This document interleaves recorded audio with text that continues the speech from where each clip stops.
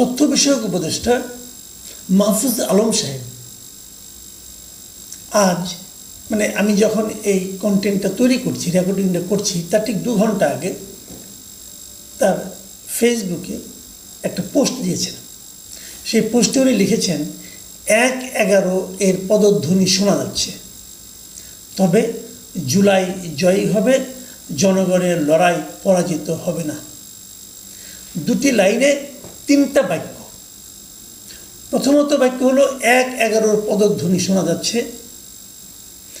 এই যে পদধ্বনিটা শোনা যাচ্ছে, এটার ভিত্তিটা কি? কিভাবে উনি বুঝতে পারলেন যে সেই পদধ্বনি শোনা যাচ্ছে? সেই পদধ্বনির শব্দটা উনি কিভাবে শুনলেন, অথবা কোন ঘটনার কারণে উপলব্ধি করতে পারলেন যে 1/11 পদধ্বনি শোনা যাচ্ছে? আপনি যাকে কারণ হিসেবে দেখাচ্ছেন, আপনি প্রত্যেক জায়গায় কারণ হিসেবে দেখাচ্ছেন একটা অদৃশ্য শত্রুকে। এখানে অদৃশ্য শত্রু নয়, শত্রু দৃশ্যমান। তারা হলো ছাত্র নেতৃত্ব, যারা নাকি সংকীর্ণ পথে হাঁটছে। আর আপনার সরকার, যে সরকার